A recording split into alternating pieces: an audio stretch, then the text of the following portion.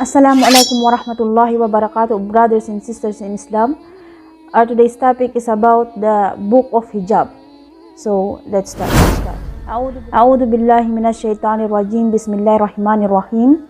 Alhamdulillahi rabbil alamin. Wassalatu wassalamu ala rasulillah wa ala ahlihi wa ashabi ajmain, amma ba'd. Mga kapatid sa pananampalatayang Islam, ano nga ba ang hijab? Ang hijab ay nagmula sa salitang Arabic na hajabah, nang ibig sabihin ay ikubli or itago.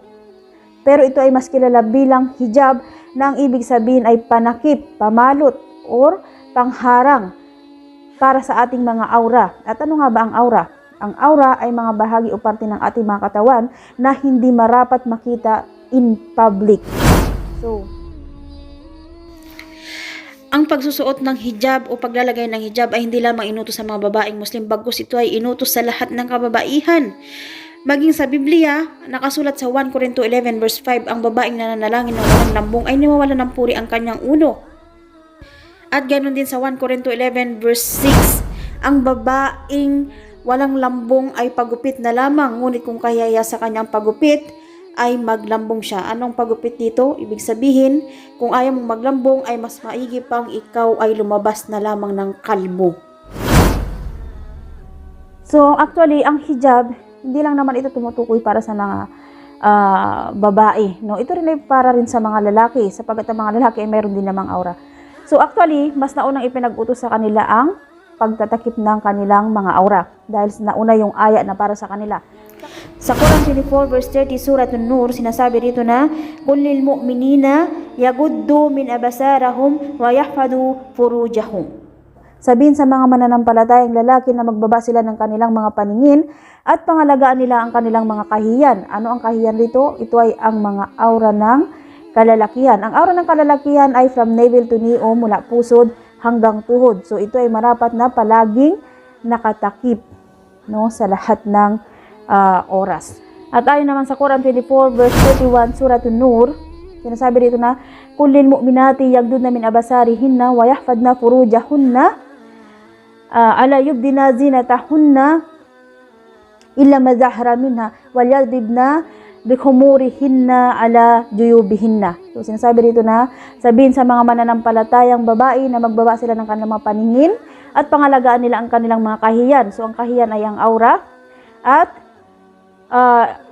ibaba nila ang kanilang mga belo hanggang sa kanilang mga dibdib.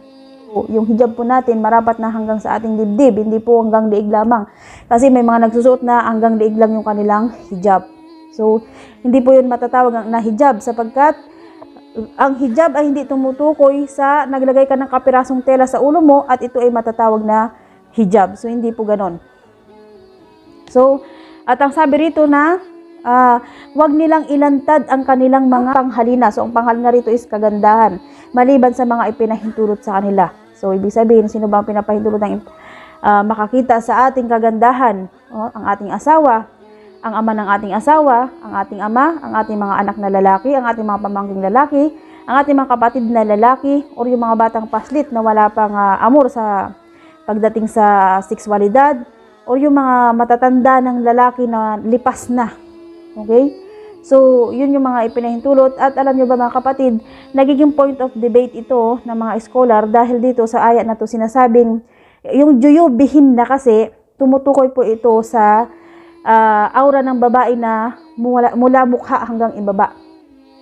So, sa ayat na to kasi sinasabi na hayaan lamang ang isang mata ng babae na malayang makakita upang makita ang daan. So, ibig sabihin, nagiging point of debate siya kasi para sa ibang scholar, maaring magpakita ng mukha ang kababaihan, sapagkat ayon yan sa hadith ng Propeta sallallahu alaihi wasallam sa Sunan Abu Dawud, book number 32, hadith number 4092, sinasabi rito na nang si Asma na anak ni Abu Bakar As-Siddiq radhiyallahu an ay napansin ng Propeta sallallahu alaihi wasallam, "Ya Asma, kung ang isang babae ay umabot na sa kanya ang buwan ng dalaw, ay marapat na magtakip siya ng kanyang aura maliban sa mukha at kamay." So, tinuro niya mukha at kamay. So, ito yung reason kung bakit ang mga ibang scholar ay pinapayagan ng mga babae na magpakita ng mukha. Pero dito sa ayat ng Quran, sa Quran 24 verse 31, Sinasabi naman dito na ang juyubihinna ay tumutukoy sa aura ng babae mula mukha hanggang ibaba. At sinasabi dito sa ayang ito na hayaan lamang ang isang matang malaya upang makita ang daan. Kaya nagiging point of debate po ito. So para sa mga babae, may mga babae kasi talaga na nakapagbibigay ng fitna pagdating sa kanilang mukha. So sinasabi ng iba na ang fitna ng babae ay nasa kanyang mukha. So kung ikaw alam mo na makakapagbigay ka ng fitna, of course sinasadya mo man o hindi, at alam mo makakapagbigay ka ng fitna, so mas mabuting magtakip ka na lamang ng iyong mukha. Mas mabuting gumamit ka ng niqab. So dalawa kasi yan eh. Minsan kasi pag ang babae naman hindi kagandahan, pipintasan ng iba, so maraming consequences na pwedeng mangyari, no? So pero nasa sa inyo na yan kung gusto ninyong mag niqab, pero para sa akin, no, mas okay na mas magtakip na lang tayo ng mukha kasi parang mas komportable at parang mas safe, no, sa fitna. So although hindi man kagandahan, no, sabi nga nila kayang-kaya ni Shaitan pagandahin ang isang mukha ng babae, no. Syempre walang ang fitna kasi walang pinipili yan eh. Okay? So mas okay na lang siguro na mag-veil na lang tayo ng ating mga mukha. At ayon naman sa Quran 33 verse 59 Suratul Ahzab, no, sinasabi dito na ya ayyuhan nabiyyu qul li azwajika wa nabatika wa nisa'il mu'minina yudnina 'alayhinna jalabibihinna dzalika adna an yu'rafna fala yu'dain. So ang ibig sabihin, o propeta, sabihin mo sa iyong mga asawa at sa iyong mga anak na babae at sa mga mananampalatayang babae na iladlad nila ang kanilang mga panglabas na kasuotan. So ito ay tumutukoy sa ating abaya, no, sa ating mga panlabas na kasuotan. At ito ay mainam sa kanila upang sila ay makilala, na ibig sabihin makilala tayo bilang Muslima na mayroong delikadesa, at upang sila ay maging malaya sa anumang kalaswaan o pangmumolestya. So ito ang ibinigay sa atin ni Allah Subhanahu wa Ta'ala, no, para sa ating mga kababaihan, na maging protection natin sa anumang pangmumolestya or anumang kalaswaan, no, or syempre upang tayo rin ay hindi makapagbigay ng fitna. So ito ang ibinigay ni Allah Subhanahu wa Ta'ala, ang protection sa ating mga kababaihan, ang pagbabalot ng ating mga sarili. At sinabi rin ni Allah Subhanahu wa Ta'ala sa Quran 7 verse 31, Suratul A'raf, ya bani adama khudu zinatakum inda kulli masjidin. So ibig sabihin, o anak ni Adam, palagian kayong magsuot ng mga tamang kasuotan sa mga lugar na sambahan at pinagdarasalan. So ibig sabihin, kapag tayo ay nasa mga masjid, musalla, marapat na tayo ay nakasuot ng tamang kasuotan, no? Ibig sabihin, marangal na kasuotan, hindi yung hindi katanggap-tanggap na kasuotan. At ganun din naman sa Quran 24 verse 60, no, para sa mga Suratul Nur, para sa mga matatanda na, no, kung sinasabi rito na kung sila man ay kumbaga ilantad na nila ang kanilang mga buhok at nila sila maghijab, no, ay walang pagsisisi para sa kanila. So ibig sabihin, kapag yung mga halimbawa tayo tumanda na at tayo hindi na nakapagsuot ng hijab, so hindi na ito kasalanan para sa atin. Pero sabi ni Allah Subhanahu wa Ta'ala ay mas mainam pa rin na tayo ay magsuot ng hijab. Tingnan natin sa mga ibang hadith, no, dito i-discuss natin yung mga topics na hindi na bibigkas, no, yung mga clothing na related naman dito sa hijab. So ang tawag nga pala sa mga babaeng nagsusuot ng hijab ay mga muhajjaba. Okay.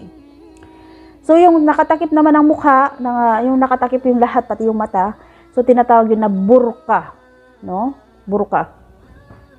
So, tingnan natin sa mga hadith, no, na related topics naman dito sa hijab. So, dito tayo sa hijab scripture.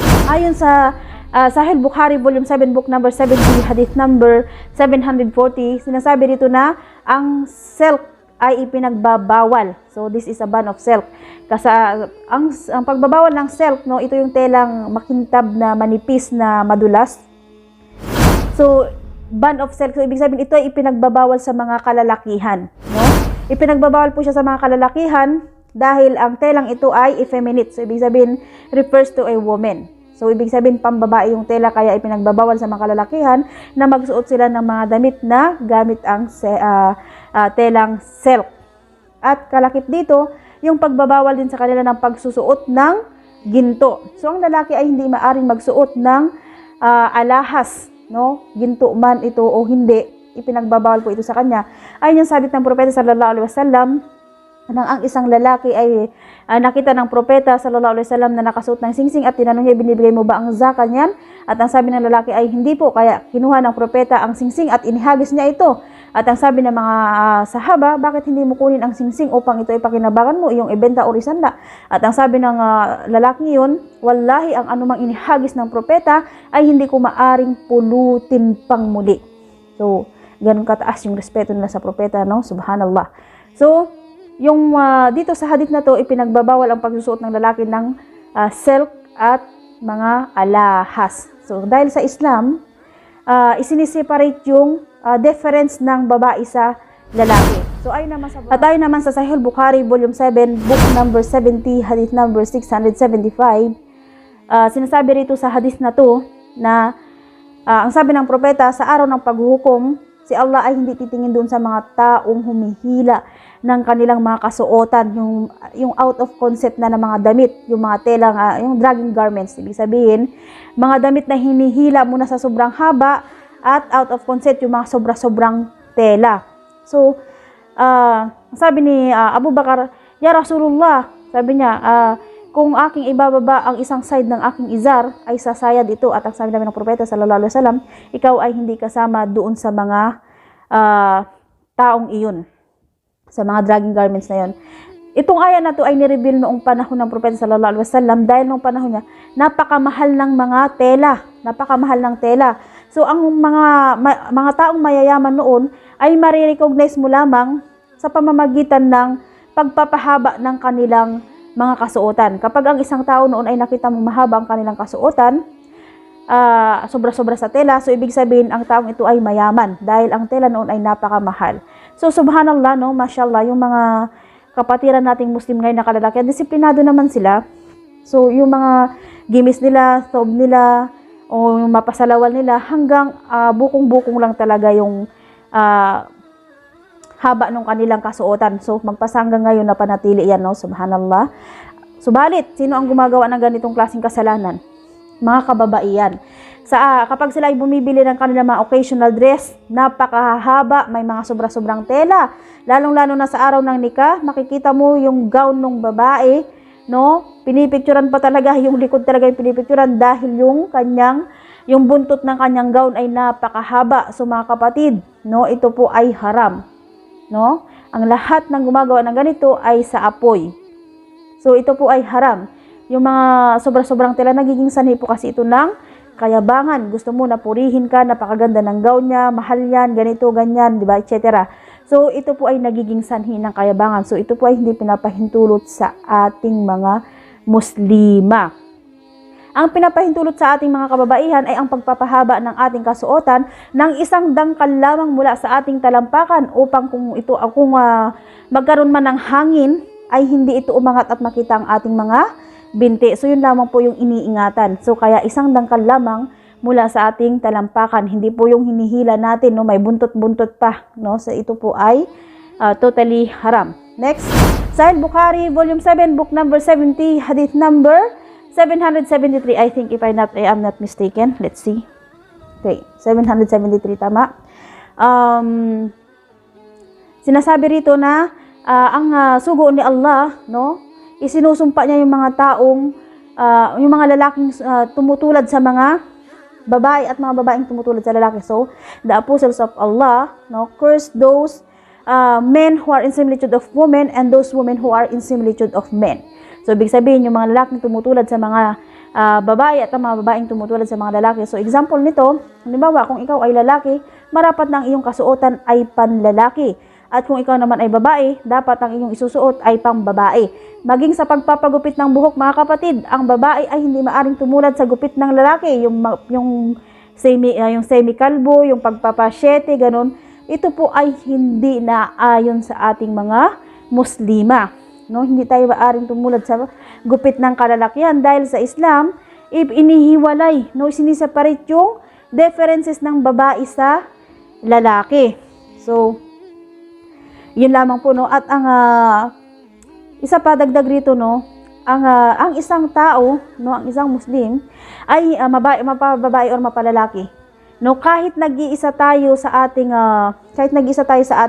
kwarto o sa ating tahanan, ay hindi tayo pinapahintulutan na nakahubad all the way. Ibig sabihin, hindi pa rin tayo maaring nakahubad kahit na tayo lamang ang tao sa loob ng tahanan. Bakit? May mga consequences.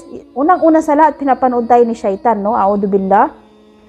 Pangalawa, what if naabutan ka ng kamatayan sa ganong kalagayan? Ikaw ay nakahubad. Sino ang unang-unang tao makakakita sa iyo? Alam mo ba kung sino? Siyempre, hindi natin alam kung sino ang unang makakakita sa atin. So, maraming bagay iniiwasan dito sa paghuhubad natin na kahit na tayo ay nag-iisa lang. So, pero, ang ipinapahintulot dito, halimbawa, maglilinis ka ng katawan mo, pupunta ka ng palikuran, so walang problema. At yung magbibihis ka, so wala pong problema yun. At kung, siyempre, sa inyong mag-asawa, walang ipinagbabawal na hindi makita sa inyo. So, ibig sabihin, maaring makita ng isa't isa sa inyo ang nais niyang makita. Okay? Dahil ang Quran ay nag-i-encourage sa mag-asawa na enjoyin nila yung kanilang mga sarili. No? Enjoy nila yung isa't isa. So, ganun. So, another one, na pagbabawal, no, ay yung sinasabi rito na yung parang tapis, no? Kasi tapis siya kasi yung isang telang inikot mo at isinuksok mo lang sa isang gilid, no? Ito ay pinagbabawal din, parang parang tulad ng malong, no? Maraming Muslim ang gumagamit ng malong, no?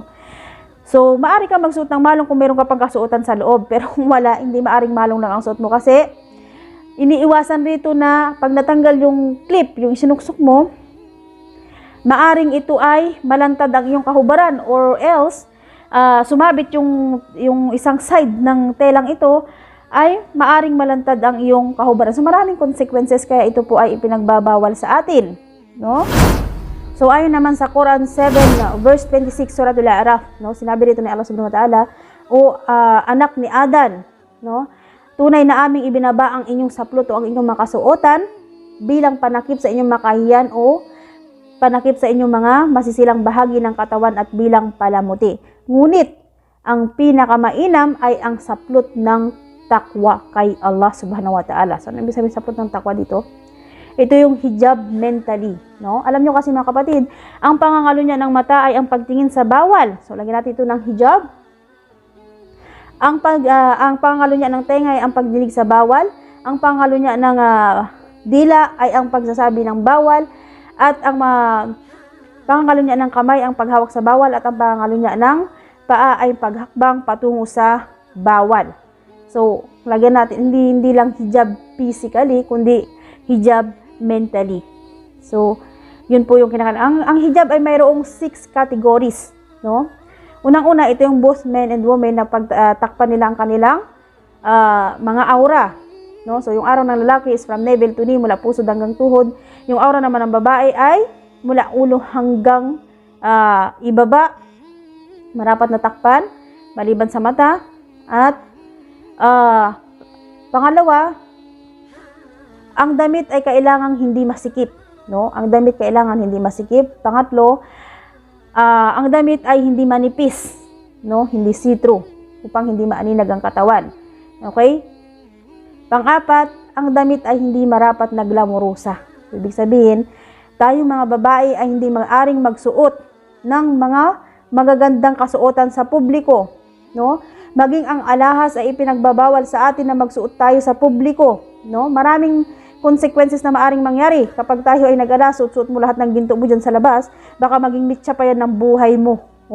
O kaya, siyempre may mga maiinggit or hindi natin maiwasan, maraming consequences ang maaring mangyari. Maaring makafit na tayo, no? So, ipinagbabawal sa mga kababaihan ang pagsusuot ng alahas sa publiko at ganun din ang pagsusuot ng magandang damit sa publiko, no? Ibig sabihin, yung iba kasi, pag may mga occasion, so karamihan ngayon, pag may mga kasalan, no, nakagaw na sila, yun na talaga yung kanilang ipinapakita, nakapost na sa social media, yun na yung kanilang kasuotan, yung glamorosang kasuotan nila. So, kaya nga tayo pinagsusuot ng abaya para panakip sa ating mga palamuti. Okay? So, kaya ipinagbabawal po yun sa atin kasi maaari tayong makapagbigay ng fitna. So, ikalima, kailangan na ang kasuotan ay hindi, it is not resembling, no? The clothes of non-believers. Ibig sabihin, marapat ng ating kasuotan ay hindi tumutulad sa kasuotan ng mga mushrik, na mga hindi mananampalataya, no? Hindi yung iba kasi makita nila ay uso to makiuso na rin ako. So hindi po ganoon, no? Yung mga kahit sa mga lalaki, pag nakikita nila yung mga pantalon na basto na ganoon na rin yung sinusuot nila. So hindi po ganoon, no? Sa mga kababaihan din yung mga pantalon na punit-punit, sige, sinusuot na rin. So hindi tayo marapat tumulad, no, sa mga kasuotan ng mga hindi mananampalataya, no? Panindigan natin yung ating pagiging Muslim, no? Marapat na tayo ay magsuot ng mga mararangal na kasuotan sapagkat ang pagiging Muslim ay isang marangal na personalidad. So, pang-anim, ito naman yung yun nga, yung lalaki, dapat hindi siya tumutulad sa way of clothing ng babae. At yung babae naman ay hindi tumutulad sa way of clothing ng lalaki. Kasi sa Islam, isiniseparate talaga yung differences ng babae sa lalaki. So, pero karamihan ngayon, mga babae, nagti-t-shirt na rin Talagang yung, marami na talagang ngayon, talagang sobrang iba na ang panahon, no? Kasi, tumutulad na rin yung mga babae sa kasuotan ng mga kalalakihan. So, nagti-t-shirt yung mga lalaki, nagti-t-shirt na rin ang mga kababaihan. So, yun lamang, no? Hanggang dito na lamang siguro. So, marami pang pwedeng i-explain kapag binasa natin ang Book of Hijab. Marami po tayong mababasa rito na hindi natin naririnig sa mga ngaral. So, mas magandang ipinapayo ko sa inyo na basahin natin ang The Book of Hijab. No? Pag binasa natin yung The Book of Hijab, magkakasama lahat dito, lahat ng hadith, lahat ng ayah sa Quran na tumutukoy dito, magkakasama po rito. So, napakagandang magbasa, no? Dagdag kaalaman, inshallah. So, ano man ang kabutihan sa bidyong ito ay nagmula kay Allah Subhanahu wa Ta'ala, at ang anumang kasamaan sa bidyong ito ay nagmula sa aking sarili. So, hanggang dito na lamang mga kapatid. Ana akhira da'wana alhamdulillah rabbil alamin. Subhanakallahumma wa bihamdika ashhadu an la ilaha illa anta astaghfiruka wa atubu ilaik.